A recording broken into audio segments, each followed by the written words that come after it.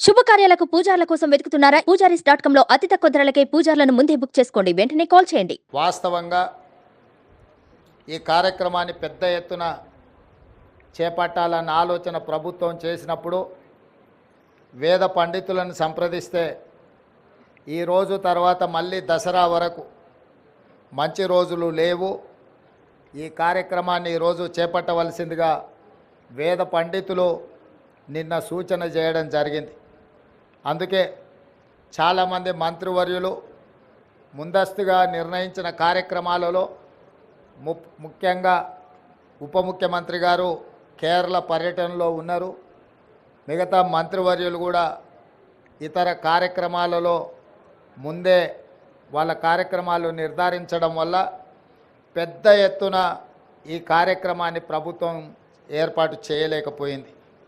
ఏది ఏమైనా సంకల్పం పట్టుదల ఉంటే ఏది అసాధ్యం కాదు అని తెలంగాణ ఉద్యమకారులు తెలంగాణ ఉద్యమాన్ని తెలంగాణ రాష్ట్ర సాధనను నిరూపించారు. వెంకటరెడ్డి గారు చెప్పినట్టు 60 సంవత్సరాల యొక్క ఆకాంక్షను శ్రీమతి సోనియా గాంధీ గారు ఇచ్చిన మాట నిలబెట్టుకోవడానికి వారి మాటే శిలాశాసనం. ఒక్క మాట చెప్పిండ్రంటే అది చరిత్రలో సువర్ణ అక్షరాలతో లిఖించదగిన విధానమని 2004 కరీంనగర్లో వారిచ్చిన మాట ప్రకారం 2014 తెలంగాణ రాష్ట్ర ఏర్పాటు కల సాకారమైంది. 2014 నుంచి 2024 వరకు దాదాపుగా 10 సంవత్సరాల అధికారంలో ఉన్నవాళ్ళు ఎన్నెన్నో నిర్మించడం, ప్రపంచానికే ఆదర్శంగా నిలబడ్డం, చాలా విషయాలు గొప్పలు వాళ్ళు ప్రస్తావించడం జరిగింది. నేను పెద్దగా రాజకీయ విమర్శలకు నేను వెళ్ళదలుచుకోలేదు, కానీ 10 సంవత్సరాలు పరిపాలన చేపట్టిన వాళ్ళు తెలంగాణ తల్లిని తెరమరుగున పడవేసిండ్రు. ఎందుకంటే తెలంగాణ తల్లి కంటే కూడా వారే ప్రాధాన్యత, వారే తెలంగాణకు సర్వం, నేనే తెలంగాణ, తెలంగాణనే నేను అనే విధంగా గత పాలకులు వ్యవహరించిండ్రు.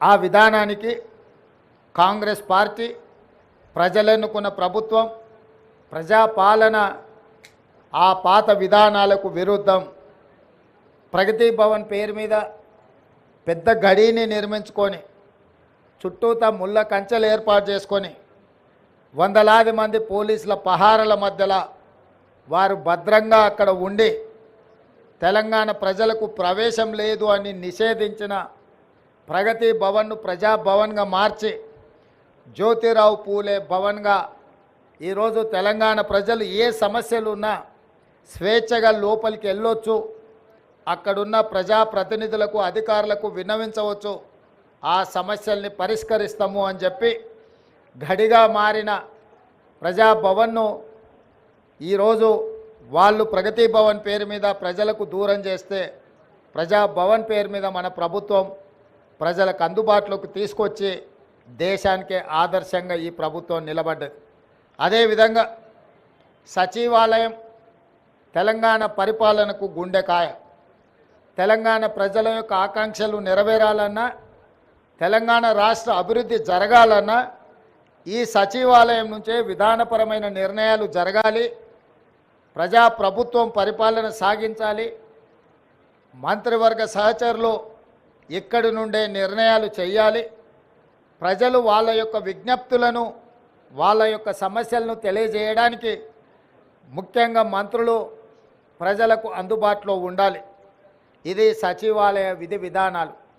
కానీ 10 సంవత్సరాలు మంత్రులు కానీ ముఖ్యమంత్రి కానీ ఆనాటి ప్రజాప్రతినిధులు ఎవరు కూడా ప్రజలకు అందుబాటులో లేకపోవడం, ప్రజలకు సచివాలయంలోకి ప్రవేశమే నిషేధం జరిగింది.